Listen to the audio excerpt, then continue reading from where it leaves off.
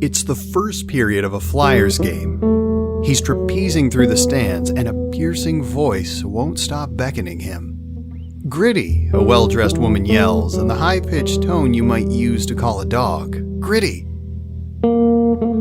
She's asking Gritty to drop what he's doing and take a photo with her young daughter. Gritty stops in his tracks, drops his head, and slumps his shoulders as if to say, "Can't you see I'm busy here?" But Gritty can't disappoint a child, a rare insight into his complex psyche. So he climbs to the top of the section for the photo. When I look up from my notebook seconds later, the woman and her daughter are gone. It's just Gritty, 2 feet away, staring down at me.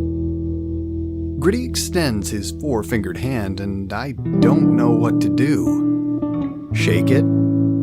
High-five him? Ask him what it's like to be Gritty? This, I realize, is my chance to approach the unapproachable. Too late. Gritty rips away my notebook, bends over to study my chicken scratch, and spikes it to the ground like a football. In other words, welcome to Philly, you prick.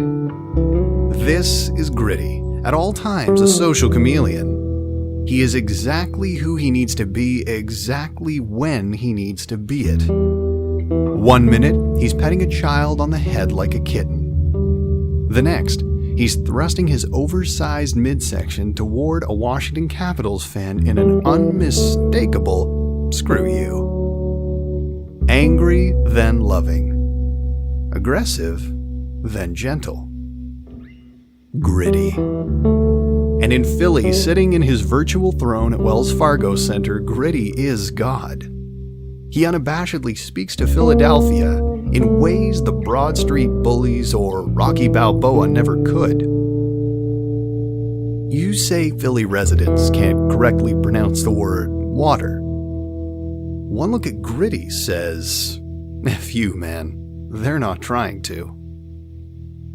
If you were to take a cheesesteak and cook it down and throw it in a centrifuge and take that essence and pour it on a sunflower, you'd get Gritty, says Mike Priet, a Flyers fan from suburban Gilbertsville, Pennsylvania.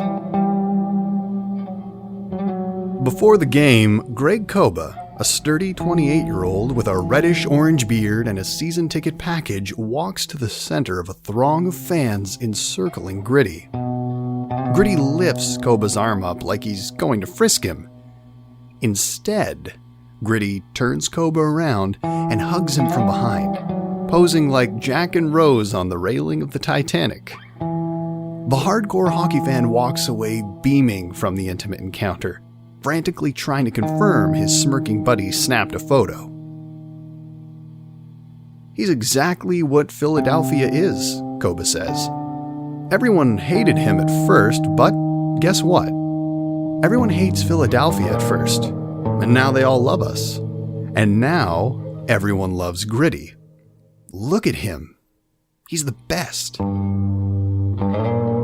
When playtime is over, Herman guides a half-dozen bodies out of the way, clearing a path for Gritty to embark on a hoverboard parade around the concourse.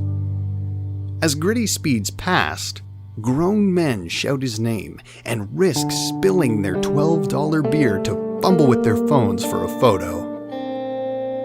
"He's the king of Philly, man," says fan Dominic DeFilippo. Indeed.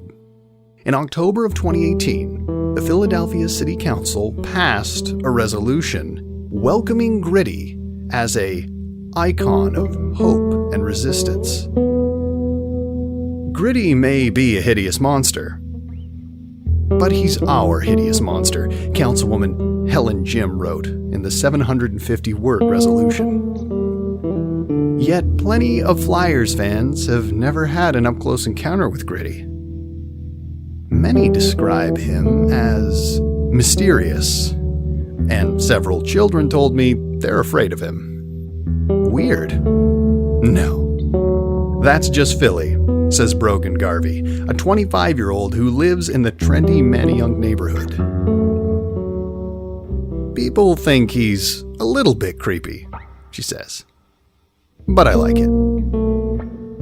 The real question isn't why Philly loves Gritty. It's this.